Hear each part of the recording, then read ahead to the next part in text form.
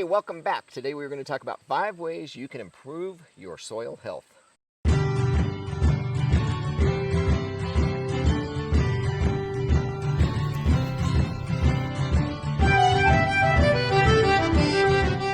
Welcome back. Today we are going to talk about 5 ways you can improve your...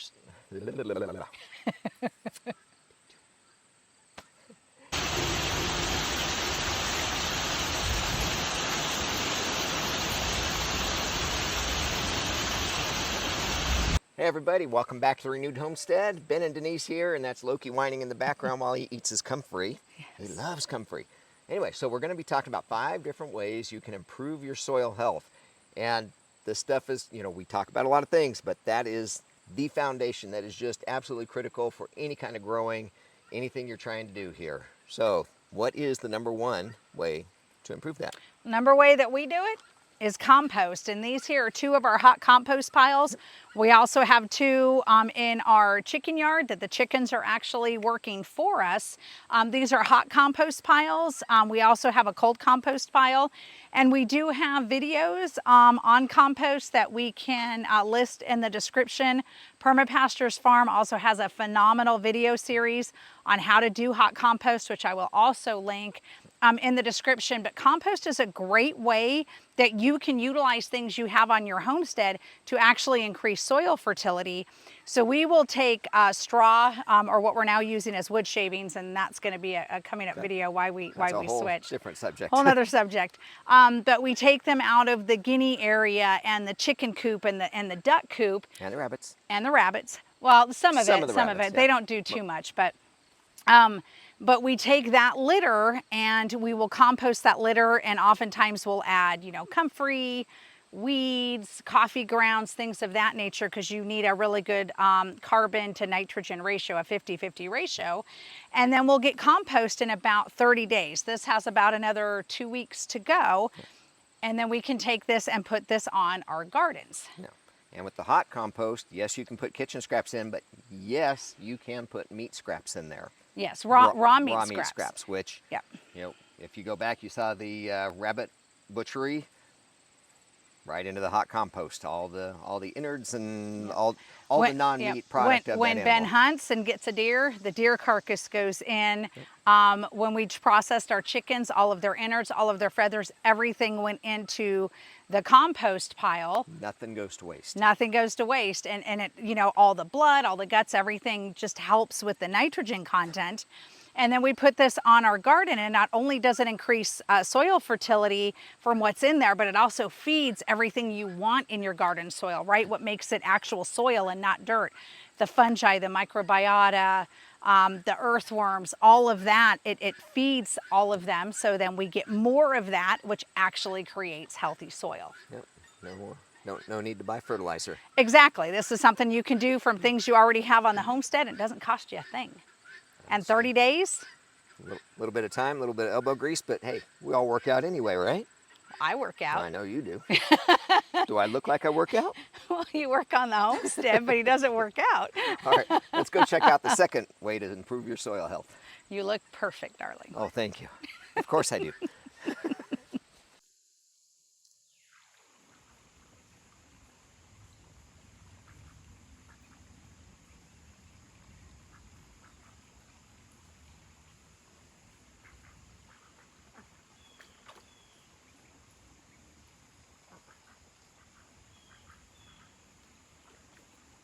All right, so the second way to improve your soil health is? We're actually going to use alfalfa. You can also use hay, but we are specifically going to use alfalfa this year. So there are wood chips, and we utilize wood chips not only to feed the earthworms, which they absolutely love wood chips, so do the microbiota and the fungi. You should see the mushrooms coming up. Yeah. But we've got a lot of, with the wood chips, we've got a lot of carbon, right? But what we're going to do is also put some alfalfa down. So we're going to get some round bales of alfalfa. We're going to set them down here as well as in our creek garden. That's going to do a couple of different things. One, it's going to give us a really great carbon to nitrogen ratio because we've already got all these wood chips down. But alfalfa, and I might need to do just a whole separate video on the benefits of alfalfa. It's an amazing crop. Yeah. it's got really deep roots. And as y'all know, just like with comfrey and dandelions and things that have long roots, they go deep into the soil and they bring up those nutrients from deep down. And so when that alfalfa gets cut, all those nutrients are still within it. Now for us, cover crops are a great way to do it. We're not going over cover crops today. Remember, this is not an exhaustive list. It's just a few things that you can do. But in our area, we get early freezes and we get late freezes. So it can be really hard to put in a cover crop. By the time this is done, we're not going to have enough time to transition from our summer garden into a cover crop before winter hits. So I'm going to just take alfalfa and lay it out because it's going to have all those nutrients in it, and I don't have to worry about the time it takes to grow it. So all those nutrients are going to break down over the winter. They're going to feed those nutrients back to our garden soil as well as to everything that's in our soil. Because remember, we've talked about in previous videos, y'all, there is more life below ground than there is above ground. Yep. So the alfalfa is a pseudo cover crop. We're just not growing it. Yes, we don't have time to grow a cover crop here. And in fact, alfalfa doesn't really grow in this area, so we're probably going to have to. We'll head to Tennessee, which isn't far at all. We're on the border pretty much. Yeah, across the state line. Across the state line to get some of that special imported. Yes. Yeah. Well, and we'll get the alfalfa, and then anything left over we'll feed to our goats and sheep and cows. Well, that's true. They do love that. They love alfalfa, and our rabbits love alfalfa too. Yeah. Yeah, so alfalfa, and you can also use hay. So hay's got a lot of nutrition as well. So we actually have used hay to heal our pasture. And as you've seen us trying to improve our pasture, because this was an old depleted tobacco farm, the soil was terrible. Clay. Yeah, a lot of clay. We still have a lot of work to do, but by putting down hay in our pasture, and letting all the urine and the manure and everything and the cows and the sheep trampling on it, it's really healed our pastures. You can do the same for your garden, just one caveat. Do you want to explain that caveat? Well, I was going to say that's actually a great transition into the third way to improve your soil health. Which is? Manure. Oh, well, yes, but I was going to talk real quick. Don't buy sprayed hay. Oh, Don't buy sprayed hay. We're going to get alfalfa that hasn't been sprayed because some of those chemicals can affect your plants, which we'll talk about with our whole video with our straw video, yeah. Yes. Yeah.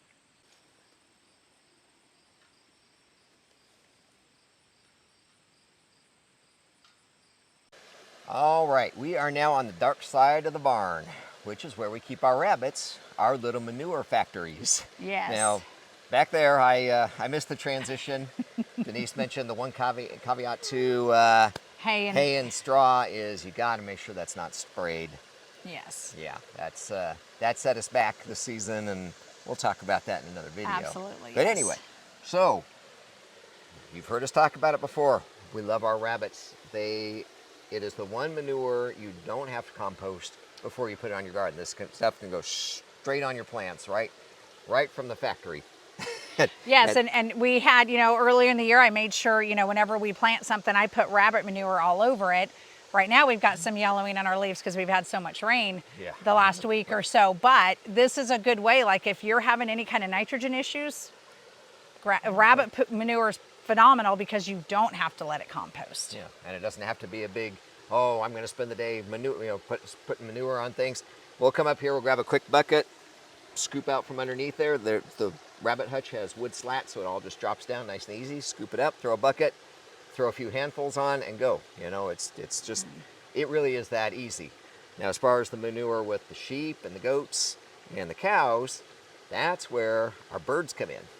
They drop it in place.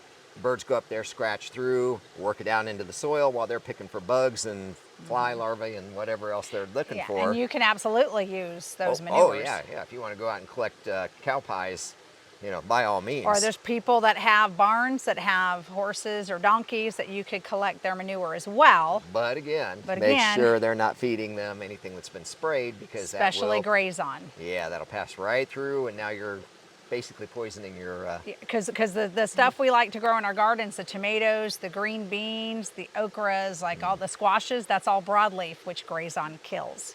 Yes. So, yeah, the only thing it won't kill corn because corn's a grass, but it'll kill everything else. Right. But yes. So manures. Yeah, that's number 3. That is a great way to Yeah, and improve that soil. throughout the winter, what we'll do is we'll come collect manure. We will throw it in our gardens, our food forest, and just let it soak in over winter. So it's a really great thing to do. If you are using cow or horse or donkey manure, you'll just want to let that compost down because it's too hot, so it could actually burn the area that you're using. But if it's going to sit all winter, throw some cow manure or whatever on it. You don't need to worry about composting it too long. Just let it sit on the ground because it's going to sit there for a few months anyways. Right. Right. It's going to get rain, and wherever you are, you might have snow, whatever that might be, but it's going to help kind of leach that out into your soil. Well, and another thing you can do, so we are integrating our ducks into our garden, and our ducks go in there a lot, so do our guineas. But duck manure is a pretty cool manure as well. So it's fairly safe like rabbit manure. So you could integrate your ducks into your garden during the year so they can poop and pee, eat the bugs. And then a lot of what we do actually every year is once our garden's done, then we will let the chickens through. The chickens will scratch through, get any bad bugs that might be there that are in the soil. They will go ahead and do their thing and poop and add manure as well. So birds are a great way that you can also utilize for manure. And a lot of people have chickens, a lot of people have ducks. So I recommend the ducks. They're fun to watch. But they are fun to watch, yeah, and they're adorable. When she says it's a cool manure, it's cool temperature-wise. It's not, hey. Please put in the comments who that TV character is. Most of you know. All right. All right, we ready for number 4? We're ready for number 4. All right, let's go check out number 4. All right, welcome to number 4, and welcome to the road less traveled. Yeah, this has actually gotten away from us. This is where our asparagus is. Well, yeah, I was going to say, it is kind of intentional. We wanted that asparagus to grow up because it puts on these little berries, and we're going to try to collect some more seeds and spread that. But this slopes off really steep. This is the well house. It drops off over there, drops off in the back. So we really don't travel this road. You splashed it on your boot. I know. And we just opened this up, and you don't want to travel the road that you've got your comfrey, which is number 4, compost tea. Well, it's really compost. You can compost tea. This isn't really technically compost tea, though. Oh, it's not. No, this is a comfrey tea. Oh, this is a comfrey tea.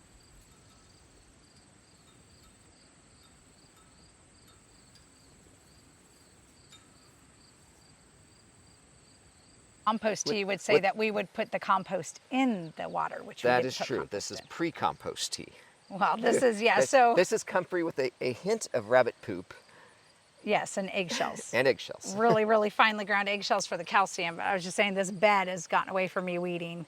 No. It happens. But yeah, so what we've done, we just take a whole bunch of comfrey leaves. You can use stinging nettle. You can use grass clippings as long as, again, they haven't been sprayed. Throw your weeds in, and comfrey is amazing because of that taproot. It's got a lot of minerals in it. And if you don't have any comfrey, you need to be growing some, and you can buy some comfrey root at renewedhomestead.com/shop. Ding, ding, ding, ding. Ding, ding, ding. Shamelessly plug yourself. So, but we filled this with the comfrey, and then we put water in it, and we just let it sit for anywhere from 2 to 4 weeks. Obviously, the longer you go, the more potent it's going to be, and it stinks. I'm going to be honest with you. This stuff stinks. Yeah. But it's a phenomenal fertilizer. I'm telling you, tomato plants love this stuff.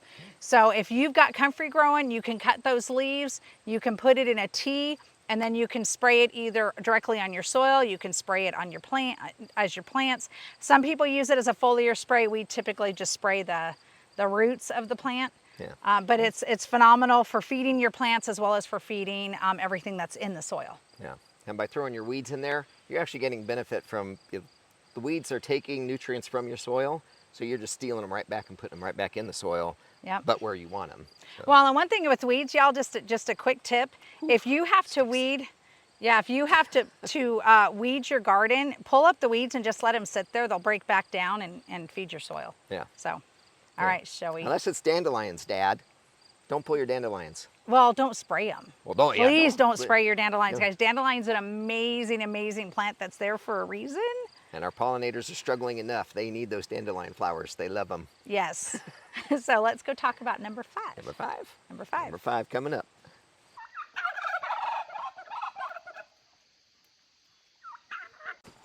All right.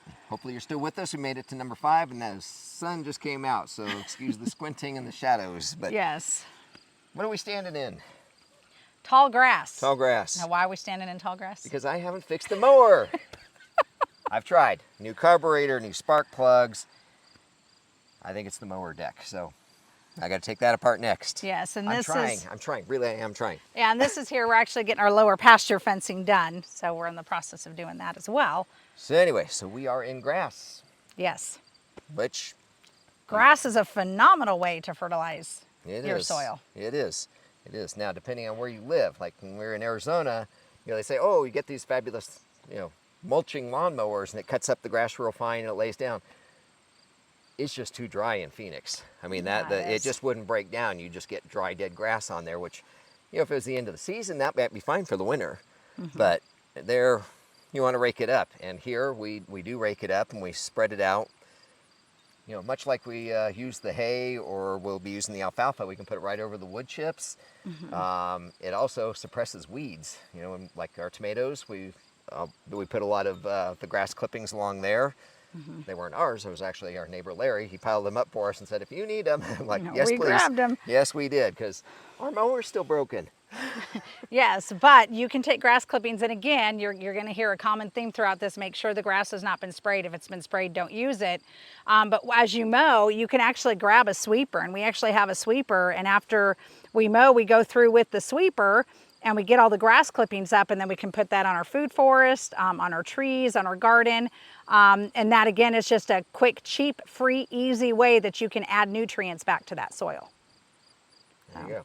So that's number 5. And because you've been such patient observers, we have a 6th, a bonus item for you in improving your soil. So we're going to take you over and show you number 6. Yes. All right. So number 6, we're standing under it. Yeah, we can't really show you leaves on the ground right now because it's not fall. But once all these leaves fall to the ground, we can utilize these leaves. Now, as y'all know, we study permaculture, and we're really looking not just regenerative agriculture. We want to do things as nature does. So we want to farm and garden as God intended us to do, as nature intended us to do.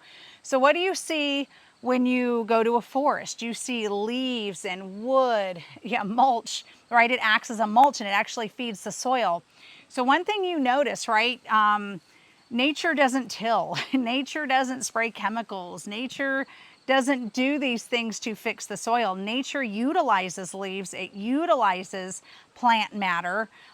It utilizes things that die, insects as well as mammals and other animals.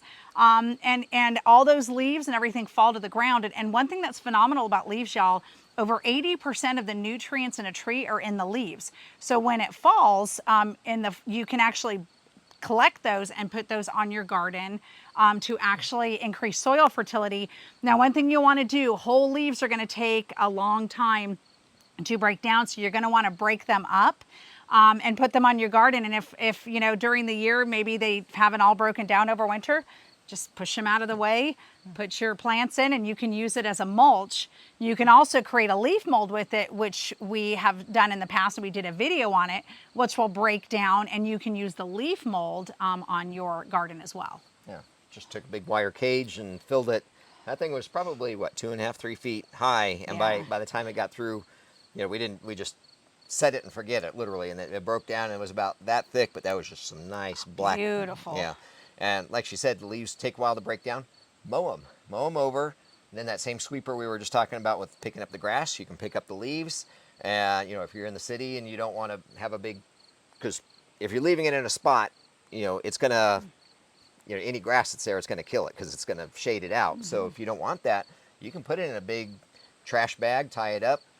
Put holes in the trash bag. Let it breathe a little bit and just, throw them in your shop garage. Around the back side of the house where nobody can see it. But yeah, the leaves are amazing. She's got a shirt that says, I think I love fall most of all. Oh, yes. And just all the pretty leaves falling down. My favorite time of year is fall. Yeah. We're standing under a maple tree. These are so beautiful when they fall. Yeah, and the rabbits love maple leaves. Yes, they do. They do too, yeah. Yes, but so leaves are a phenomenal way that you can bring fertility back to your soil. And as Ben said in the beginning, everything comes back to the soil. Healthy plants, disease resistance, pest resistance, all of that's going to happen in the soil. So the healthier you can get your soil, the better. And one caveat I want to make, a lot of people use chemical fertilizers. Now, organic fertilizers are great. You don't have to worry about using too much. Nature utilizes them and breaks them down as they're intended. When you use chemical fertilizers, it actually creates issues with the fertility of the ground. So just like an animal, if you feed it too much, it's not going to go out and pursue food. Like our guineas, I was overfeeding them last year and they weren't going out like they were supposed to. And even Ben was like, "Hon, I think you're overfeeding them." Cut back. Cut back. I cut back, and guess what? They're all over the place eating now. We give them a little bit at night and that's it. Yeah, just to get them back in so they're safe overnight, and then first thing in the morning, open the door, get out there and forage. Exactly. So what happens when you use chemical fertilizer? So normally the plant has to work, right? And as the plant works, it takes up nutrients from the fungi and microbiota and all of that.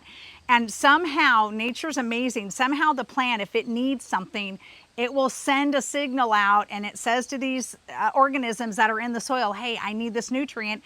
They go up and they feed the plant that nutrient. The nutrient then also sheds other nutrients which feed the beneficial life in the soil. It's actually quite an amazing when you look at the life cycle. It's its own little ecosystem Exactly. under the dirt. Under the dirt, exactly. And so what happens when you feed chemical fertilizer, not only are you only giving like nitrogen, potassium, and phosphorus, right? Yep, NPK, yep. Yeah, that's what you're not getting, all the micronutrients, but the plant gets lazy. It doesn't have to work for nutrients, so it takes up what it needs and then it stops. So all of that life in the soil has to leave because it's not getting fed. Yeah. So it makes the plant lazy, which is kind of crazy, but It is, but think about that if you're growing your vegetables. So now they're past the nutrients that you're getting from those plants. You're getting NPK. and it'll or make some the of it. plants grow for sure. Well, that's it. It's enough to keep the plant alive and to produce, but the normal nutrients that a plant, if you went out and foraged, the normal nutrients you would get from the plant that you eat, that you foraged, you're not going to have half of that or even less from something you've grown with chemical fertilizer. Yeah, and okay, to be fair, chemical fertilizer works. Like the they corn do. and the tomatoes, everything looks bigger, but in the long run, you're going to set yourself back. If all that we're talking about are just a few ways that you can improve your soil fertility, it might take a few years to build up that fertility. We are still building our soil from as depleted as it was. It's a lot better than it was, but it's going to take us, a few years to really get to where we want to be. But if you take shortcuts, then it's going to set you back and it's going to hurt you in the long run. And I hope, the way I explain it, did that make sense? It's kind of a... It did to me, but I understand it. But so you understand. So, I think so. Yeah, hopefully it made our sense. Our viewers are very intelligent. I think they would track with you. But basically, it makes a plant lazy, so it can't send out those nutrients to the soil life, so then they have to leave. So I would stay away from chemical fertilizers if you can. If you've been using them for years, don't stop altogether, because then your plants are really going to have a trouble. Just start lessening. Yeah, start supplementing, lessening each year. Yeah. But get away from chemical fertilizers. Go to all natural. Not only will your plants benefit from it, your health will, because you're going to get all those nutrients that we're supposed to have. That's right. Mm-hmm.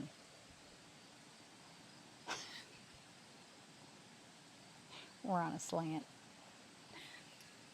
You're slanted, not me. Alrighty then. So that is 6 ways you can improve your soil. And like we said in the beginning, this is not an exhaustive list. There are multiple ways to do it. And if you found a way that's working for you, that is totally awesome. We just wanted to share some ideas. Put in the comments if there's things that we haven't thought of, and I know there's a lot of stuff out there, but if you're doing something that's working, let us know. You're doing something different, put it in the comments. Let's learn from each other. Exactly. Help each other. Yes, but like you said, not an exhaustive list by any means. No. But we'll be coming out with that video soon, talking about the straw and the wood chips and that whole thing. It's been another learning experience. We'll call it that. A big one. So, All right, well, you know, like I said, we know where to get the comfrey, and if you're digging to plant that comfrey root, you're going to need a hori knife, so you might as well get that while you're there too. And summer's not over, and boy, you need that deodorant. Yes, okay. All right, so anything else? Any other news? Anything good, bad, and different? Oh, there's plenty, but But that's enough for this video. Just put a teaser out there. You have to tune in next time to see what else is going on. So, right? sure. Okay, well, as my pastor Roger Gordon used to say, go in peace and serve the Lord. Please pray for us. We are definitely praying for you and this crazy, crazy, crazy world out here. And we hope you are all well, and I guess we'll see you all in the next video. God bless everybody. Take care. Bye-bye. Bye, y'all.